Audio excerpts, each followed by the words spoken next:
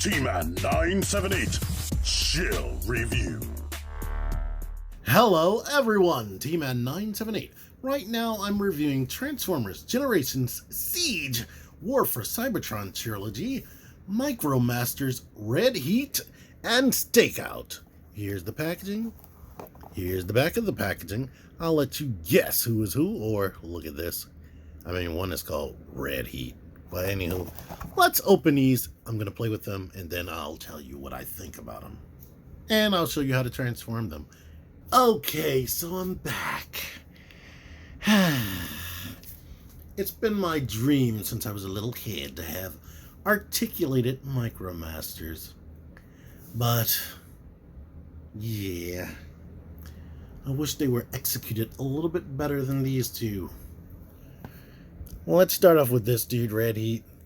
I mean, loose hips. That seems to be a theme with these guys. Now, these face sculpts are awesome. Let me zoom in on this so you can see it. Look at that. That's an awesome friggin' face sculpt. That looks like daggone Inferno, just really, really tiny. Look how big my fingernail is. Yeah, I cut my fingers because they look nasty in that last video. But guess what? He has head articulation. You can rotate it if you have a tool. And guess what? It's filled in on the back. So, this is the back. So that's great. The shoulders can move up and down. They have a little hand detail in there. All of this stuff right here gets in the way of the outward motion. So basically he can just come and give you hugs. Yay! Let me get this head right. Yeah, that's easier to move than, I don't remember the last dude. The dude that this dude is remolded from. And as I just found out right now, yeah, this stuff isn't like tabbed together too well, but or maybe it was loose and I just knocked that out. The hips are on ball joints. They can go out and do all that. His legs stay on good enough. Maybe not. The knees are pinned. And he has this for support since he has this whole thing on his back being back heavy. So yeah. But with his dumb arms, getting him into a pose is kind of difficult. Now there's Stakeout. Amazingly, as you can see already, Stakeout has a rotating head too. They only gave him that because of their transformation to where they combine with each other. His head is not filled in the back right there. But it's cool that he does have a rotating head. And let's zoom in on that. Yeah, that is a lot of good detail. A lot of good detail, considering this thing is super, super tiny. His arms aren't so hindered, but there's no elbows. But these hips are the frickin' worst. Like, they want you to just basically leave the legs like this and do not at all touch them, because anything you do higher than that, they just come right off due to the way they molded things. Like, they don't stay on at all. It is frustrating. I can't believe they're selling this to kids.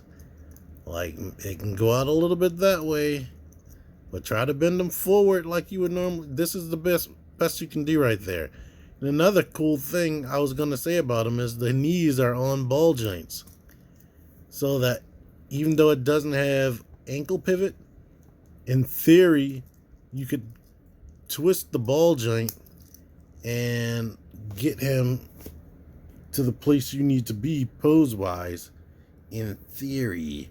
But I guess he's a new thing that I'm going to make up. He's a parts poser. So take the leg off, pose it, and then put it back on there the way you need it to be. And pray it can stand up, because he has a big backpack as well. But these legs are trash. Oh boy, it makes me regret my freaking purchase. I like the way it looks, and I like Micromasters, and I like the added posability, but jeebus. Here it is next to a mini bot. This is Walmart Warpath, and here it is next to Gears, who was also a mini bot. He's not that much taller. This is a vintage Gears from the actual 80s, and not the ones that's from Walmart, but it's basically the same thing. So this is another review right there. I showed you how to transform it. Only articulation he has is this. So yeah. Now for their transformation. Good luck keeping things attached to their body. Close the arms like that. I guess you could rotate his head around so you don't see it. Bring that up like this. Tab the legs together. Rotate them. Pray. Try to keep everything straight. And he's a Cybertronian car. He doesn't even try to look like something that's not on Earth. He's literally a 1980s Micromaster just made today. Take this. I guess if you don't want his head to be showing, you can grab it if you have the right tool and rotate it around. It has a pin going through his head and through his neck, I guess. Lift the shoulders up to here. Lift this out of the way. Take these, bring them out. Pin the legs together, tab them together. Bring this and shove these down under that. Straighten his body out. Bring this down and then try to grab one of these notches. And now he is a tiny, tiny fire truck. A futuristic Earth style fire truck, because they have freaking windows. There's no getting around that. They aren't really like super duper Cybertronian car like Prowl. There's a close up on this black Autobot symbol.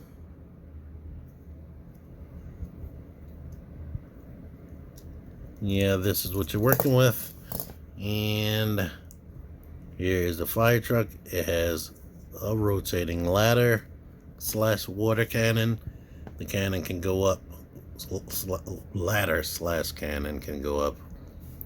And this can bend if maybe you need to shoot behind them. But anywho, it has a weapon handle right there and weapon ports right here. So you can put blast effects on that and in there. This guy doesn't so much have weapons ports. But basically to transform them into their gun mode, lift this up, get that out of the way. Bend the legs this way. Rotate his waist around. Bring the arms down like this. And put this down here now. Tab the legs together. So leave that like that.